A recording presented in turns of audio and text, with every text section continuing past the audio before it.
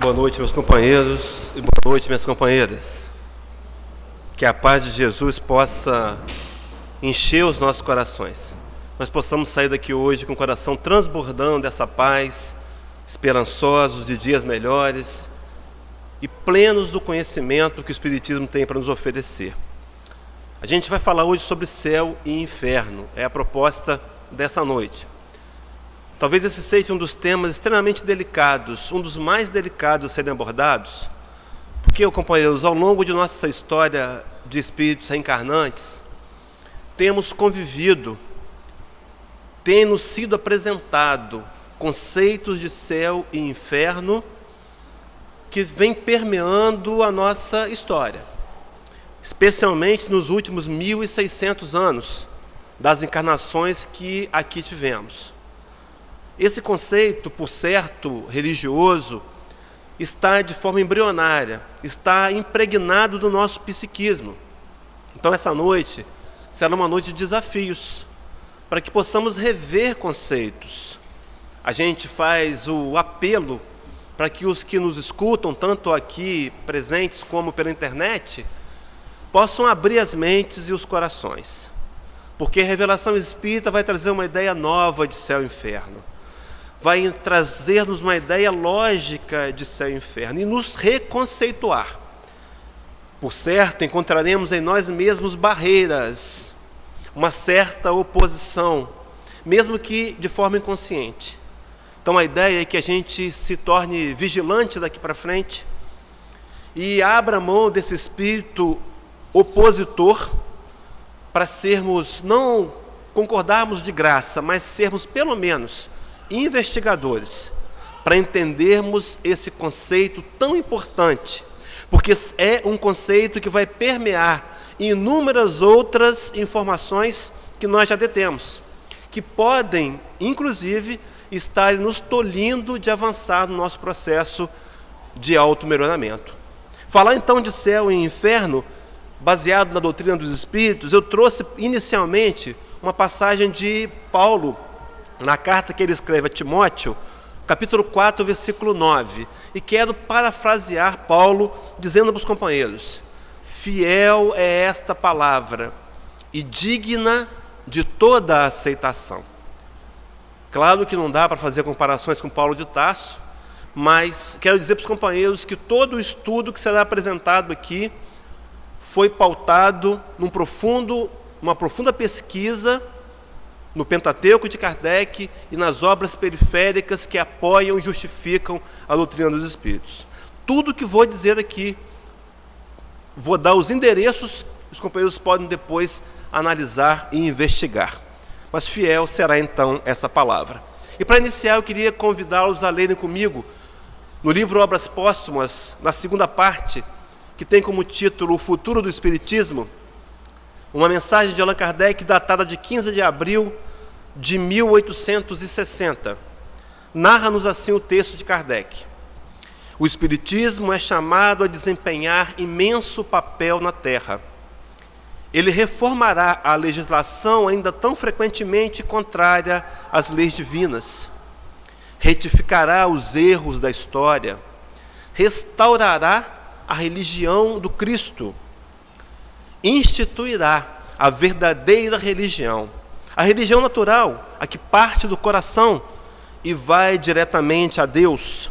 E completa então Allan Kardec: extinguirá para sempre o ateísmo e o materialismo, aos quais alguns homens, levados pelos incessantes abusos dos que se dizem ministros de Deus, pregam a caridade com uma espada em cada mão, sacrificam às suas ambições e ao espírito de dominação os mais sagrados direitos da humanidade.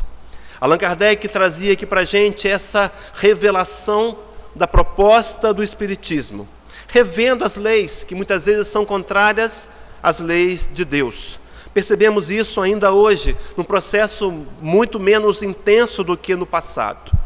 Mas ainda hoje, vemos alguns criminosos serem privilegiados por ainda deterem um poder financeiro maior, em detrimento a outros mais pobres.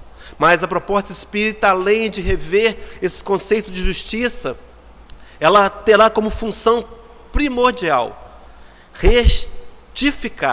retificar os erros da história. É importante colocarmos aqui, companheiros, que nessa fala não irá nenhum tipo de acusação a nenhum segmento e nem a ninguém, qualquer que seja. Até porque há uma verdade relatada por Emmanuel na sua literatura, de que nós somos herdeiros de nós mesmos. Os erros da história cometidos pela civilização do momento, por certo, estávamos ali de alguma maneira, direta ou indireta. Por isso não podemos condená-los, porque senão condenaríamos a nós mesmos. Mas o Espiritismo vem então retificar os erros da história. Nós queremos nessa noite a oportunidade que temos de ressaltar dois grandes erros. Talvez dois grandes e principais erros. O primeiro deles, a ideia do céu. Que nós, companheiros, extraímos dos nossos próprios conhecimentos, manipulamos, colocamos uma dosagem de autodeterminismo, de pseudo-autossuficiência, e inventamos um céu aonde nós poderíamos circunscrevê-lo. Um céu circunscrito, um céu que tinha limitações. Desenvolvemos a teoria de um céu localizado. E curiosamente, companheiros, isso não foi por acaso. Talvez em alguns momentos agimos impensadamente ou mais inconscientemente, mas na grande maioria dessa proposta da criação da teoria do céu, nós estávamos manipulando pessoas. Esse céu localizado que então favoreceria a alguns. Céu que beneficiaria e que tornaria a justiça de Deus algo falível. Porque Deus criaria então seres, Deus, esse detentor de todo o conhecimento, criaria seres para arderem num fogo eterno e outros tantos para as benécias dos céus. Esses que herdassem as regiões celestiais seriam favorecidos. E segundo a ideia da religiosidade, da religião que nós mesmos professamos há um tempo atrás, se não nessa, em outras encarnações, essa dádiva viria de graça. Vejam bem, companheiros, que parece algo inocente, mas essa graça esconde por detrás disso uma teoria que nós vamos chamar de salvacionismo. É aquele momento da história onde o céu vira um prêmio, onde o céu é algo contemplativo, onde nós vamos para lá para descansar, para tocar harpas e para ver os anjos com suas asas e contemplarmos e louvarmos a Deus. O salvacionismo, que tem essa aparente inocência, ele foi desenvolvido porque naquela ocasião, cerca de 400 anos após o advento do nascimento de Jesus e da sua crucificação, nós manipulávamos então como igreja e governo que éramos as massas.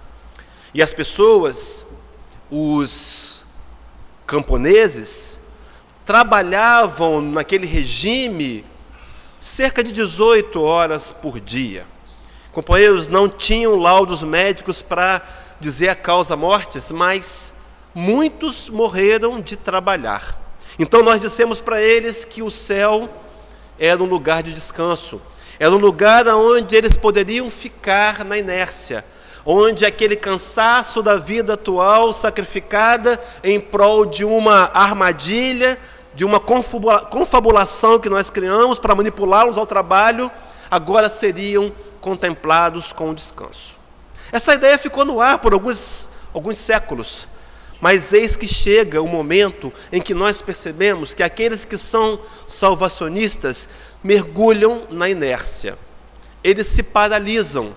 Então Jesus deu a sua vida no Calvário para morrer por cada um de nós, para nos salvar. E agora, nós não precisamos fazer mais nada. O simples fato de aceitarmos Jesus como nosso Salvador nos garantirá a entrada nos céus.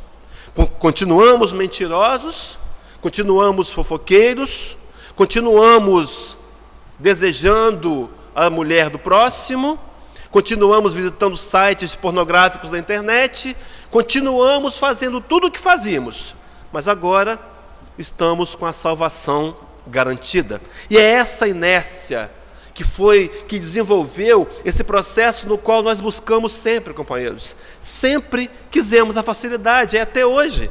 Até hoje queremos a facilidade. Gostaríamos do meio fácil, de garantir benefícios sem fazermos nada. Às vezes a gente pensa ainda na ideia do milagre. Quantas vezes esperamos o milagre sem nos movermos em direção a buscá-lo, a buscar que os fatos aconteçam? Algumas vezes essa facilidade nos levou e tem nos levado a trilharmos um caminho de profunda acomodação, um caminho perigoso, porque ao mesmo tempo que eu acredito na salvação, eu não promovo uma reforma pessoal, eu não me melhoro. E algumas vezes a gente se questiona, ou pelo menos se questionou em algum momento da história: será que de fato eu mereço esse céu?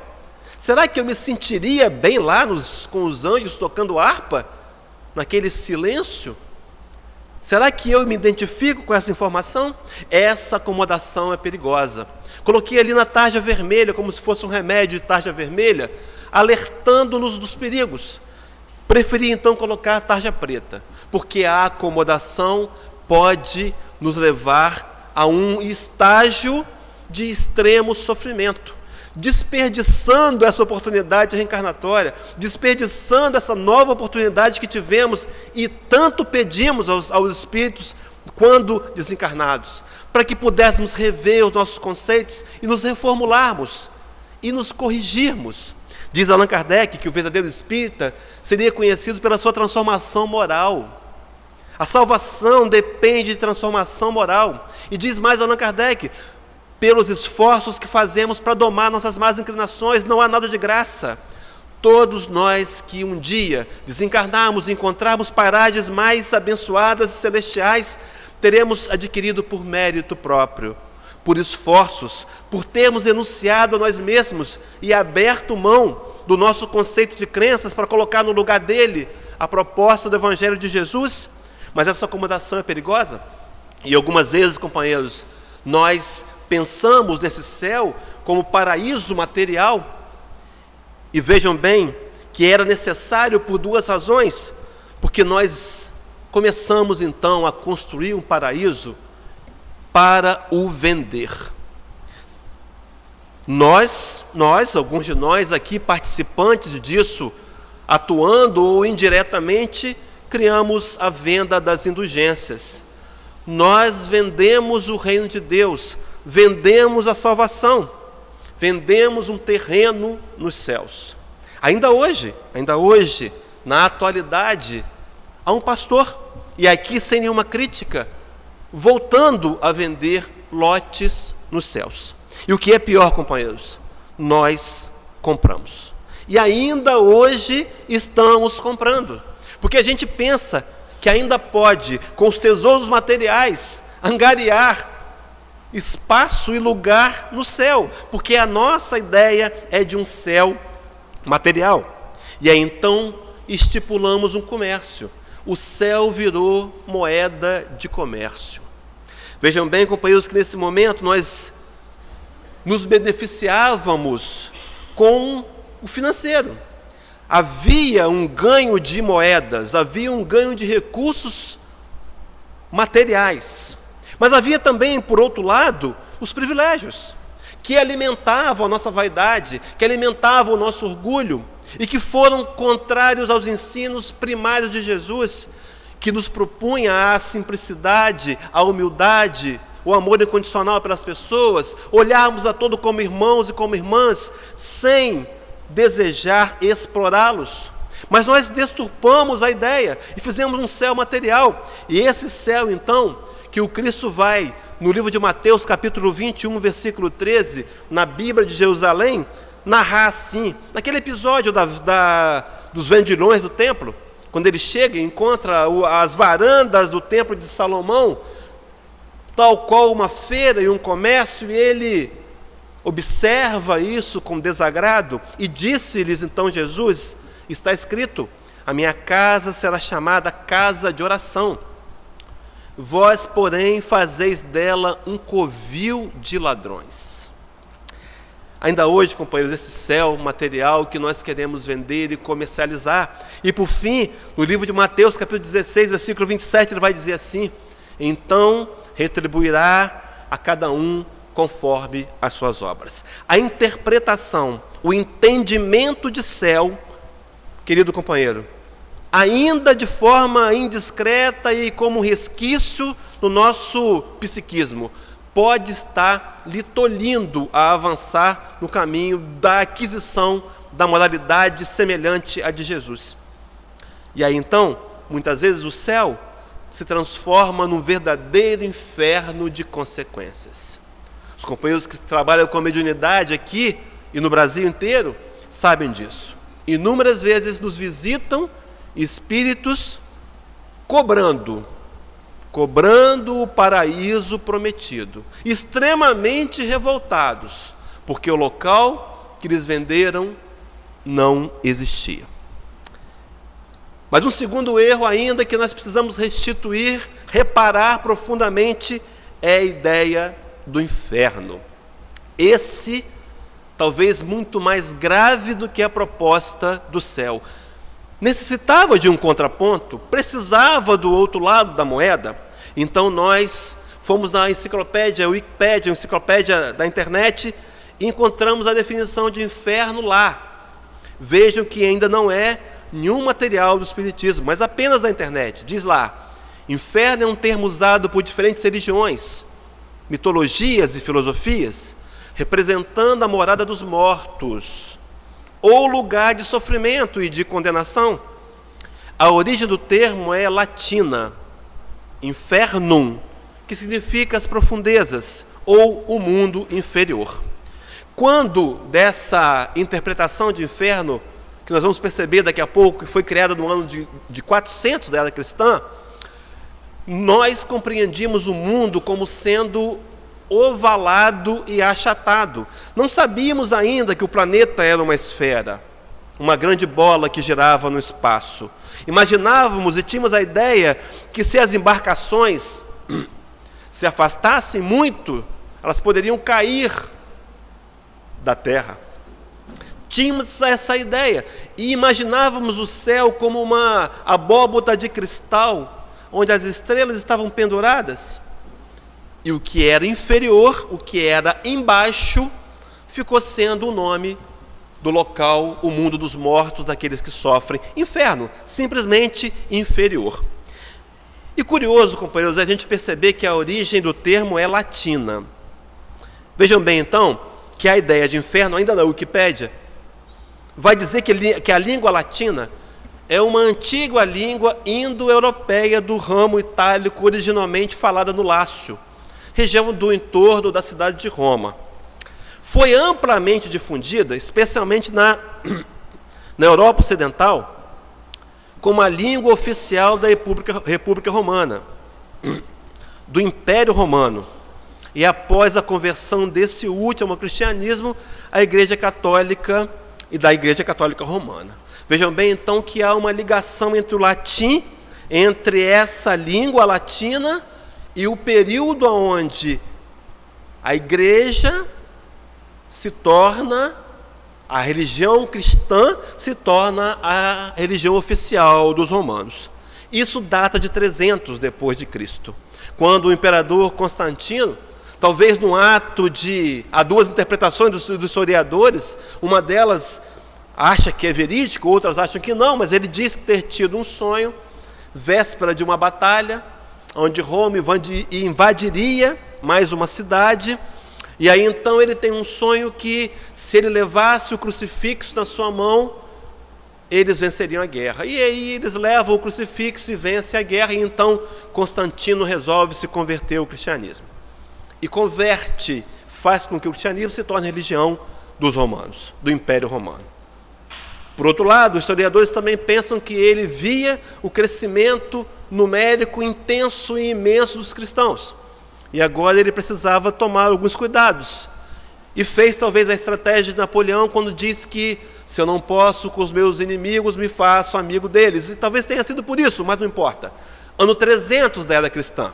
Nós vamos então perceber com muita clareza que foi no século IV, por volta do ano 400, acompanhe o raciocínio comigo, que o Papa Damásio chama São Jerônimo e diz que ele precisaria traduzir a Bíblia do grego para o latim, ano 400.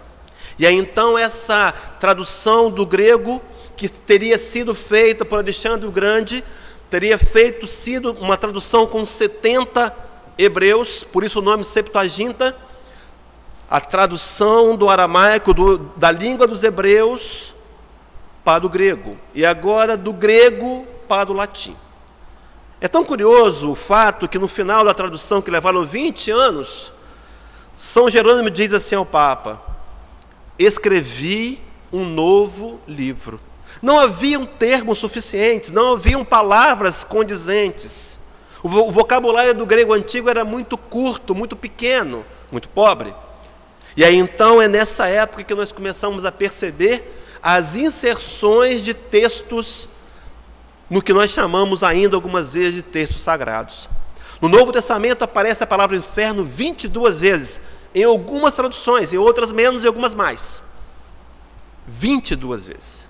E a palavra inferno só teria sido dita pela primeira vez, então, no ano 400. Mas nós precisamos inserir, porque era-nos dado o direito e o poder de representar Deus.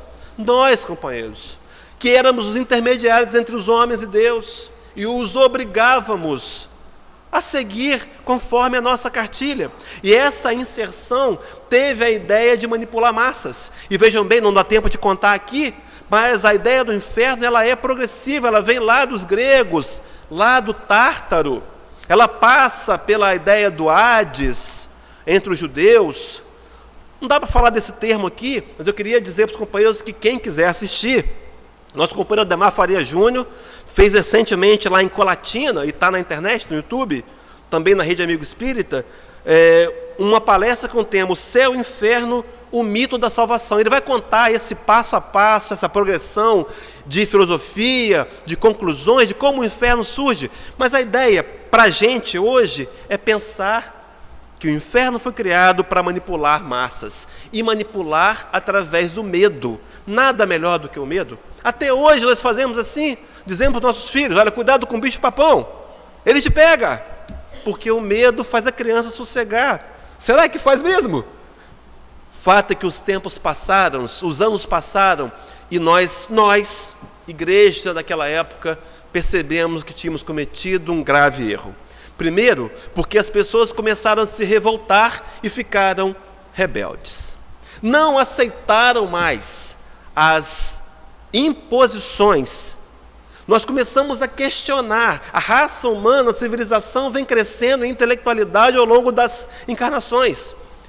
E não aceitamos mais, essa encarnação atual não aceita mais a ideia de mistérios da fé. Não aceitamos mais a da economia de Deus. Nós precisamos de respostas. E essa multidão de pessoas se revoltou. E essa revolta levou então a própria igreja ao descaso, à descrença e ao desinteresse. E nascia aqui, companheiros, uma arma terrível, a arma do materialismo e a arma da incredulidade. Nós abandonamos Deus, porque essas histórias não nos convenciam. E talvez tenha sido essa uma das profundas estratégias do mundo das sombras para nos afastar de Deus. Não é verdade? A descrença. E aí então a gente pensa o céu e o inferno, como explicá-las? E eis então, companheiros, que surge no cenário da história do mundo o livro O Céu e o Inferno.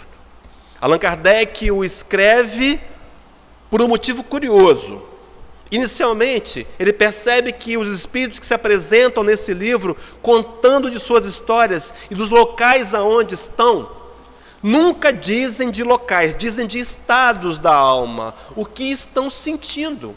E Kardec começou a ficar curioso e querer questionar por que então a igreja falava em céu e inferno. E é então esse livro, lançado em 1º de agosto de 1865, portanto, daqui a alguns meses, fazendo 150 anos, a quem nós, espíritos, prestamos um tributo.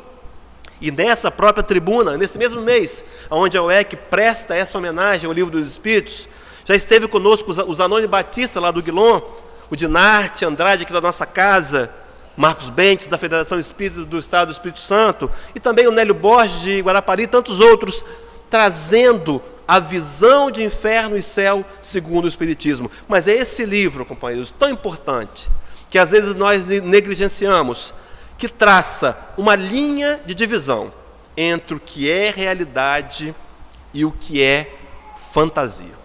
O Espiritismo vem mostrar para a gente, companheiros, a ideia de um inferno, de um céu dentro de cada um de nós, resgatando a verdade de Jesus, quando seria dito lá no livro de Lucas, capítulo 17, versículo 21, porque o reino de Deus está dentro de vós. Ele não virá de fora, ele está dentro de nós. As percepções do lado de fora contribuem sim para a formação do nosso inferno ou do nosso céu interior.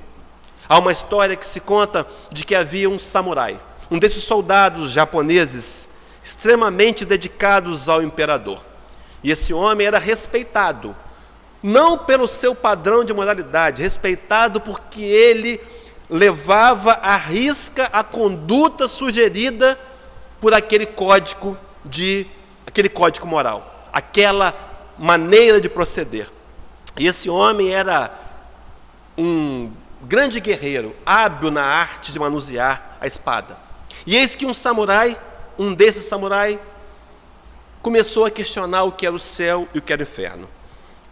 E começou a perguntar às pessoas que ele conhecia, o que você acha que é o céu e o que é o inferno? Mas ele era temido, e as pessoas tinham medo de responder e não agradar a resposta e a espada funcionar. Então disseram para ele, olha, lá no alto da montanha tem um sábio. Essa imagem aí, na verdade, não é de um sábio, eu peguei um sábio da internet, isso aí é Confúcio, mas faz de conta que é um sábio qualquer. Mora no alto da montanha. E aí, vá lá e pergunte para ele o que é o céu e o que é o inferno. O samurai montou no seu cavalo, pomposo, com a sua vestimenta, e partiu. Por onde ele passava era reverenciado e venerado. Até que ele chega no alto da montanha, em uma casinha muito simples, e encontra o sábio. E ele desce com toda a sua autoridade e diz para aquele sábio, sábio, me diga o que é o céu e o que é o inferno. E o sábio, de cabeça baixa, levanta a cabeça e olha nos olhos daquele guerreiro e diz, quem você pensa que é? Só porque você é um samurai, você acha que pode entrar na minha casa e falar comigo nesse tom? Nossa, o samurai ficou extremamente irado, seus olhos ficaram vermelhos de raiva, e ele desembainhou da espada, pronto para cortar a cabeça daquele sábio. E o sábio estendeu a mão e disse, pare, isso é o inferno. E o samurai olhou para sua atitude de raiva, de rancor, de explosão, e percebia ali que o inferno era dentro dele mesmo. E começou a se acalmar. E quando ele mudou a fisionomia, e já aprendido a lição, resolveu ir embora, o sábio lhe chamou, olha, samurai, isso é o céu. E dizendo para ele que o céu e o inferno estão dentro de cada um de nós. Por isso, então, lá no livro de Mateus, capítulo 6, os versículos 22 e 23, diz-nos assim Jesus, o nosso guia e modelo.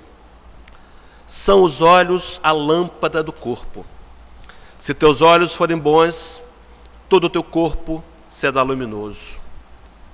Se, porém, os teus olhos forem maus, todo o teu corpo estará em trevas. Portanto, caso a luz que em ti há sejam trevas, que grandes trevas serão. Há uma passagem do Evangelho de Jesus, no Sermão da Montanha, esse mesmo que nós lemos aqui agora, onde ele nos diria para primeiro, nos orientava a primeiro tirarmos a trave dos nossos olhos para podermos tirar o cisco do olho do nosso irmão, mostrando mais uma vez esse trabalho de introspecção, de olharmos para nós mesmos, porque se o nosso coração estiver com luz, nossos olhos forem luz, enxergaremos luz. Se nossos olhos forem trevas, enxergaremos trevas. Quantos de nós ainda, na luta do dia a dia para nos melhorarmos como pessoas, ainda enxergamos as falhas do outro com muita facilidade e poucas vezes refletimos nas nossas próprias falhas. Temos 2 pesos, 2 medidas, tal qual os fariseus. Temos 2 maneiras de julgar, a nós mesmos com mão leve, ao outro com mão pesada. É preciso que eu entenda, companheiros, que a sombra e a luz permeiam a minha história. Não é vergonhoso isso, é realidade. Eu preciso alimentar a luz que há em mim. E aí então, nesse mesmo raciocínio, a gente pensa no inferno, a gente vai linká-lo com o inferno íntimo, esse inferno dentro de cada um de nós. Quem de nós algumas vezes não usamos a expressão a minha vida virou um inferno? Quem? Quantas vezes foram um problema, uma dificuldade, uma dor? E aí então, a irritação e o desequilíbrio fazem parte desse inferno interno. Quantas vezes, companheiros, nós estamos agindo impensadamente, movidos pela irritabilidade? Já saímos de casa como se a humanidade, como se os motoristas fossem nossos inimigos. Estamos assim. A dificuldade de darmos a vez no trânsito. A gente fica por tempos para entrar numa fila e as pessoas fazem questão de não darem a vez, já movidas por uma irritação e desequilíbrio emocional tão prejudiciais. Quantas doenças psicossomáticas, físicas, que vão migrar do psiquismo, do emocional para o físico, que nós mesmos construímos, porque estamos em desequilíbrio. Quantas vezes, companheiros, o inferno é a culpa, a vergonha, o remorso. Quantas vezes a frustração. Fazemos projetos muito grandes para a gente, para os nossos filhos, esperamos demais das pessoas. E quando os sucessos que esperávamos não acontecem, nos sentimos culpados. Temos um sentimento tremendo de vergonha. Procuramos nos esconder das pessoas, usar máscaras, camuflagens, para parecer ser aquilo que não somos. E o remorso, a dor nos corrói o coração. Isso não é o inferno? Quantas vezes essas emoções têm nos feito perder o sono, perder a fome, perder a alegria de viver, somada aí à influenciação dos nossos inimigos espirituais, nos levarem à depressão, à doença e ao suicídio. Quantas vezes o inferno dentro de nós mesmos? No outro momento, o inferno, a insegurança e o medo que nós escondemos. Parecemos para os outros que somos muito seguros, não é? Acreditamos até que podemos ter uma certa segurança se tivermos um dinheiro, uma reserva financeira. Que ilusão! Que segurança é essa? Nos sentimos inseguros e o medo de perder, o medo de ter, o medo de ser, o medo de não ser, nos permeia a alma e sofremos um verdadeiro inferno. E essas atitudes, companheiros, se transformam num comportamento padrão. Vejam bem que não raciocinamos mais. Já saímos de casa irritados. Já nos irritamos com a gente mesmo. Já é a irritação comigo mesmo, porque eu fui me barbear e cortei o rosto. E me chamo de idiota, me chamo de imbecil, desatento. E esse padrão de comportamento é uma resultante. Resultante é essa, companheiros, que vai criar um emaranhado de inquietação e de sofrimento. Isso é inferno. Alimentados pelo orgulho e pelo egoísmo. A base de todos os nossos defeitos morais. O orgulho e o egoísmo. Tão bem ressaltados por Allan Kardec em sua literatura, quando ele vai chamar de chagas da humanidade. E o céu?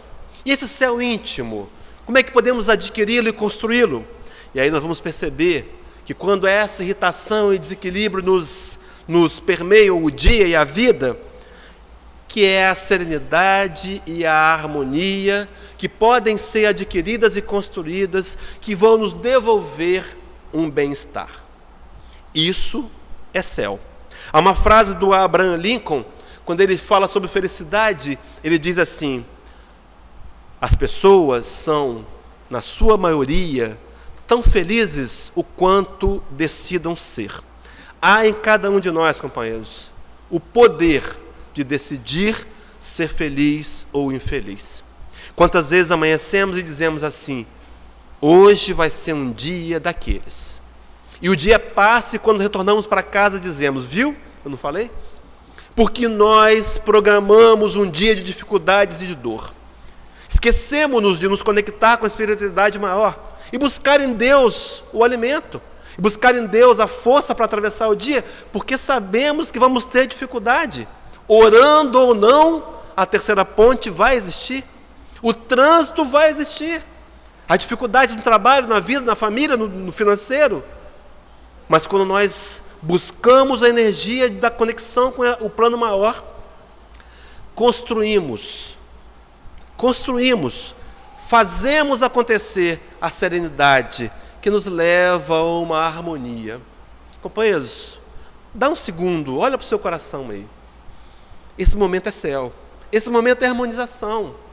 Óbvio que estamos amparados pela espiritualidade maior, trabalhando entre nós com fluidos magnéticos que nós nem imaginamos de que dimensão, nos refazendo, nos harmonizando. Mas isso é paz, isso é céu.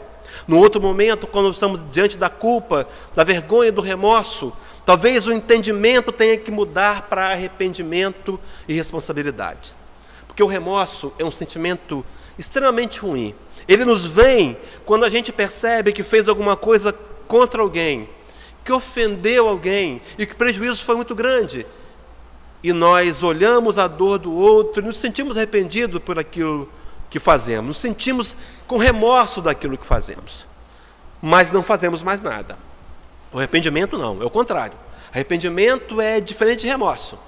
Eu tenho a mesma dor, as mesmas sensações de infelicidade me visitam, mas eu me proponho a fazer reparações, a corrigir, a tentar buscar uma solução, me reparar, pedir desculpas e pedir perdão. E esse arrependimento me livra da culpa, e isso é fundamental. Porque culpa, companheiros, inconscientemente, quando eu me sinto culpado, eu promovo uma punição, porque culpado precisa ser punido. E quantas vezes nós estamos nos punindo inconscientemente? É o jovem que estuda para o concurso meses, mas ele ouviu dizer de um adulto desequilibrado, talvez, que ele nunca seria nada. E aí, para reafirmar essa verdade inconsciente, no dia da prova ele não acorda. Já viram isso? Ele dorme até mais tarde. Ele perdeu a prova. Poderia ter passado, mas ele se sente culpado e precisa ser punido.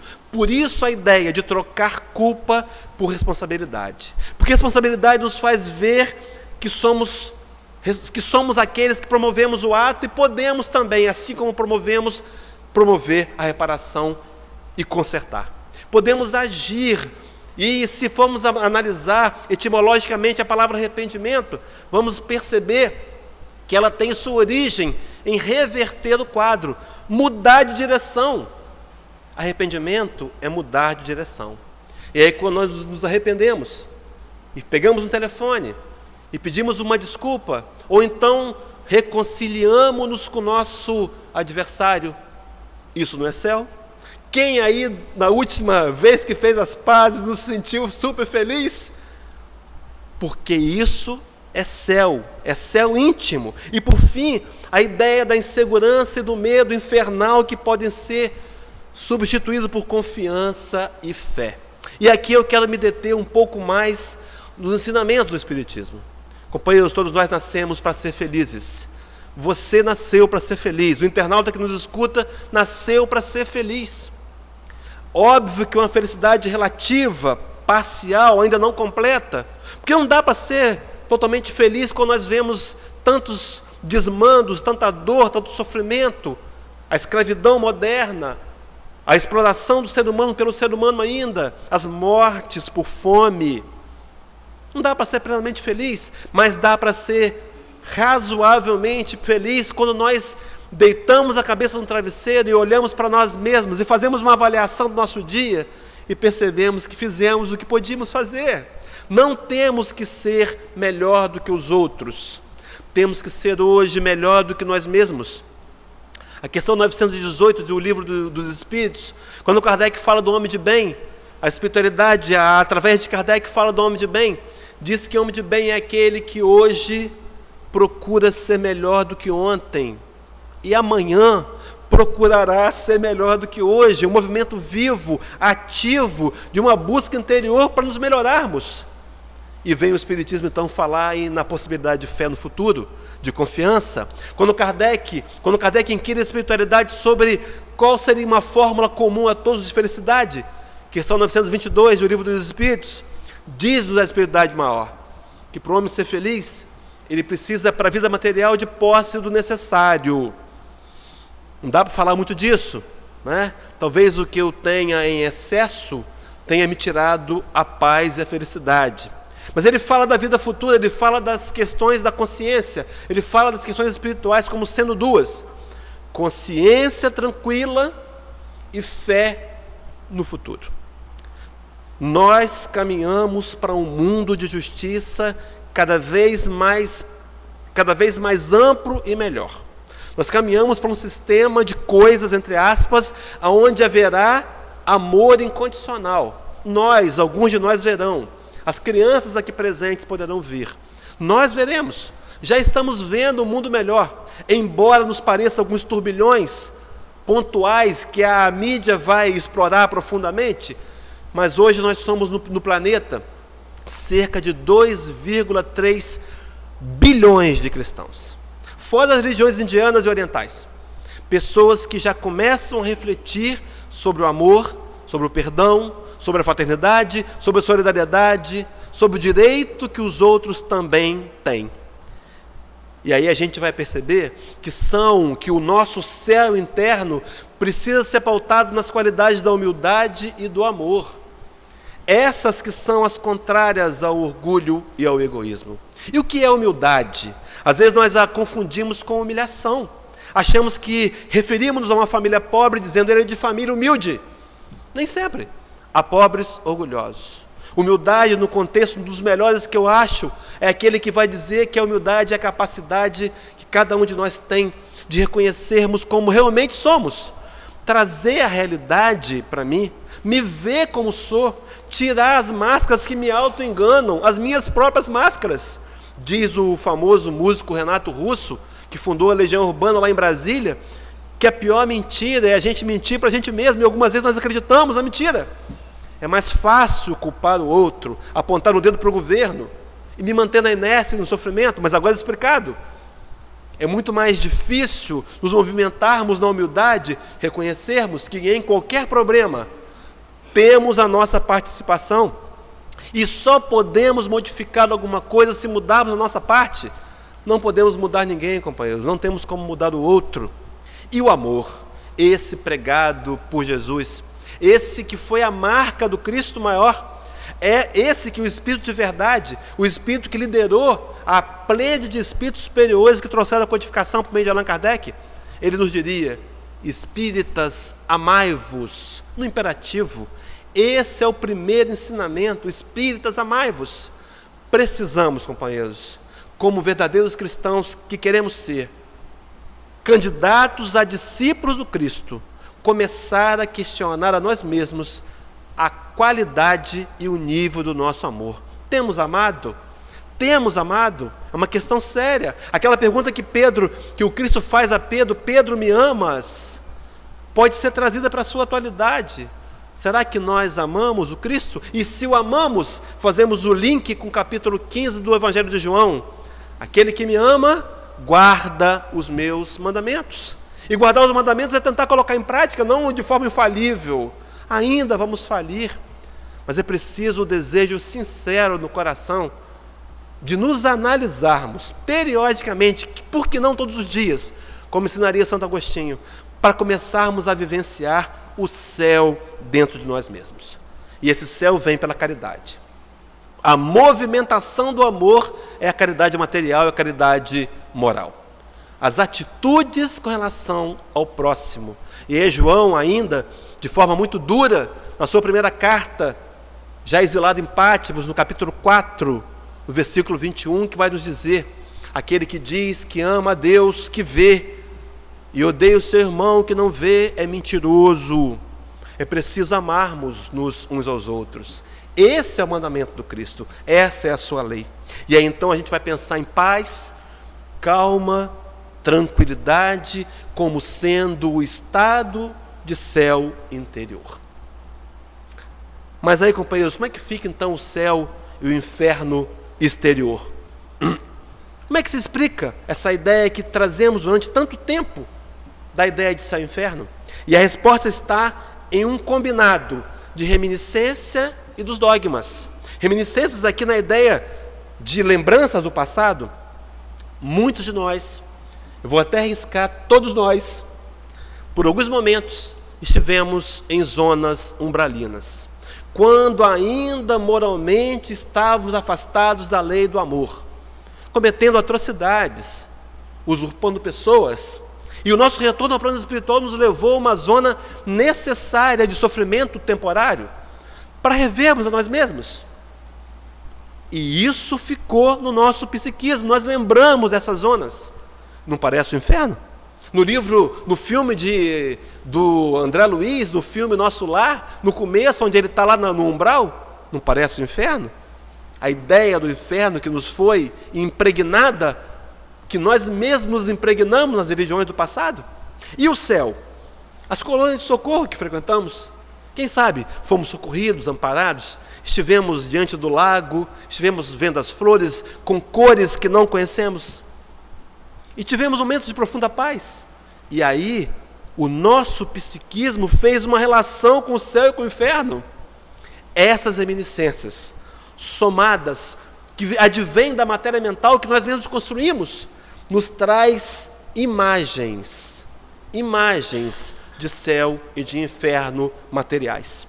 Ainda somamos aos dogmas, esses dogmas que nós, companheiros, criamos, na tentativa natural de buscar a compreensão do real. A gente queria explicar, criamos teorias infundadas, e precisamos alimentar as teorias com inverdades, implantando textos no livro que chamamos sagrado. E aí então, esses dogmas são frutos da visão ainda muito parcial daquela época. Nós precisávamos criar uma ideia que explicasse o que nós não tínhamos como explicação verdadeira. O problema é que essa ideia fixa a muitos no sofrimento por conta da ideia do eterno. A ideia do eterno. Há uma passagem dos livros de André Luiz, eu acho que é no terceiro livro. Quem lembra o nome aí? O terceiro livro é o Obreiros da Vida Eterna? Acho que fala de um local onde André Luiz teria visitado, e havia uns zumbis, pessoas que ficavam dormindo, e aí André Luiz perguntou: por que eles estão assim? Porque eles acreditavam que depois da morte ficariam sepultados num sono profundo do pó da terra, até reencontrarem com Jesus, numa teoria pseudo-cristã. Estavam ali porque plasmaram para si mesmos essa ideia. E quantos hoje estão nas zonas umbralinas que nós frequentamos um dia, achando que é o inferno, e não acreditam que podem sair de lá. Estão lá por séculos, sofrendo, sendo enganados mais uma vez, mas sofrendo porque acreditavam na eternidade. Deus é amoroso. Há uma passagem do livro de Jeremias, chamado Lamentações, no Velho Testamento, capítulo 3, versículo 22, em que o profeta relata assim: as misericórdias de Deus não têm fim, elas se renovam a cada manhã. Se renovaram hoje de manhã, e vão se renovar sempre, linkando com a palavra do Cristo que nos diria: nenhuma das minhas ovelhas se perderá. Não há inferno eterno. Então, companheiros, a grande retificação dos erros da história, a maior delas talvez seja essa: o inferno não existe. O inferno é temporário, se é que podemos chamar de inferno. Para terminar, quero contar uma história do elefante que foi apresentado a 5 cegos. Conhece essa história, companheiros? Trouxeram 5 cegos de nascença e colocaram ao redor de um dócil elefante de circo. Um deles foi colocado na pata e disseram para ele: apalpa e me diz o que é isso. O outro foi colocado no rabo, pedindo a mesma coisa, o outro na orelha, um na tromba e um na barriga. E depois que eles passaram um tempo apalpando o elefante, o que foi colocado na pata foi chamado disso. O que você apalpou?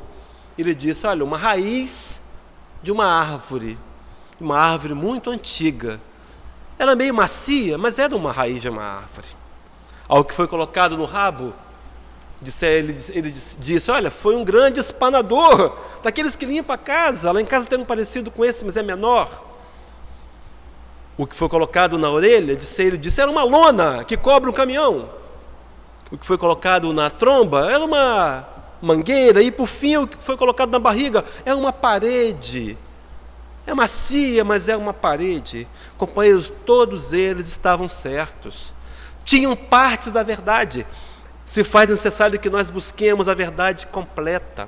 É hora da nossa geração, da civilização do planeta, buscar a realidade, abrir mão dos dogmas, e é preciso para isso mente aberta, sem preconceitos. Investiga o que nós estamos falando, companheiro, busca na doutrina espírita, busca nos livros, analisa esse conceito novo de céu e inferno, tão amoroso, que nos faz repensar e acreditar de novo em Deus.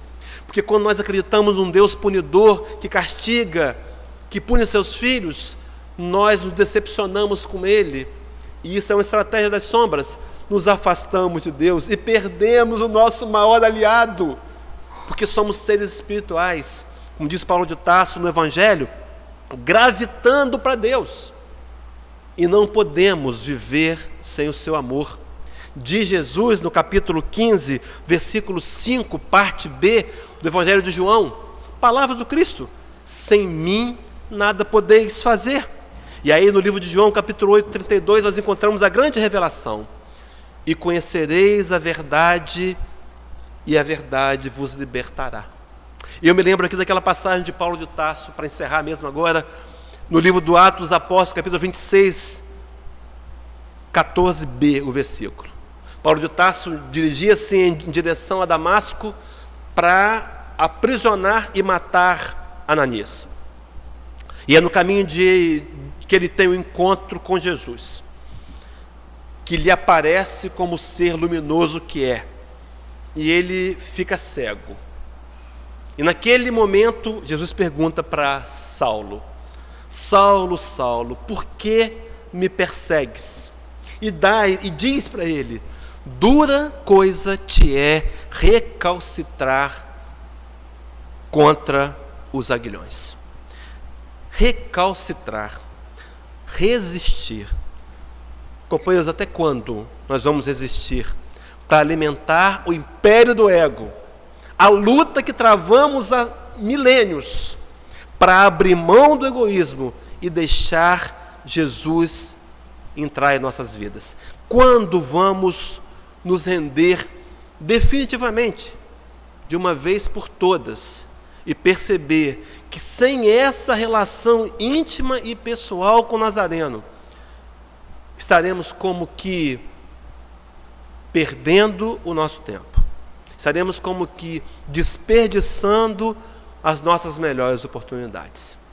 Que essa ideia de céu e inferno íntimos possam calar profundamente nossos corações e nos levar a outras tantas mudanças em consequência dessa. Que o Cristo nos ampare e nos abençoe. Hey.